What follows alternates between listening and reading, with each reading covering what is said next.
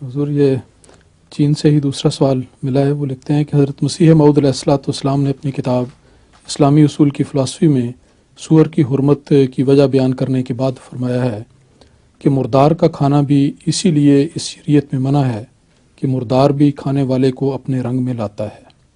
وہ جاننا چاہتے ہیں کہ اپنے رنگ میں لانے سے کیا مراد ہے؟ انفیکشنز، زہر، قطعی بات ہے، ظاہر بات ہے کہ ایک جانور جو خود اپنی موت مرا ہے، کوئی وجہ اس کی موت کی بنی ہے، اور وہ تعفن ہے اس کے جسم میں جو پیدا ہو گیا ہے. جس کو ذبح کیا جاتا ہے اس کی وہ وجہ نہیں ہے. اس لیے اگر اس پر احتیاط نہیں کریں گے تو آہستہ آہستہ وہ پھر مردار کے حکم میں آئے گا، فوراً نہیں آتا. تبھی حلال طیبہ کا ذکر اور کوئی شرط خدا نے لگائی ہے کہ ابھی ابھی تازہ تازہ ہو، خوشبودار ہو، اس وقت کھانا، جب بو شروع ہو جائے پھر نہیں کھانا. تو یہ جو مردار اپنے رنگ میں لے آتا ہے، مراد یہ ہے کہ ہر مردار اپنے اندر کوئی وجہ موت رکھتا ہے اور اس کے جسم میں کسی نہ قسم کا مادہ زہریلا پیدا ہو چکا ہوتا ہے جس سے مرتا ہے وہ.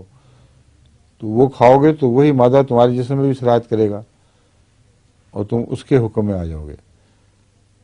سمجھے؟ دوسرے مردار خوری کے متعلق مشیر شام کا یہ کلام روحانی بد اثرات کی طرف بھی اشارہ کر رہا ہے.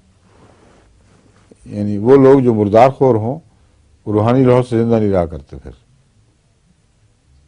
یہ عادت ہی ایسی گندی اور بے دینی کی عادت ہے کہ ایسا آدمی پھر روحانی زندگی حاصل نہیں کر سکتا. تو دونوں مضمون بیک وقت اس میں شامل ہیں.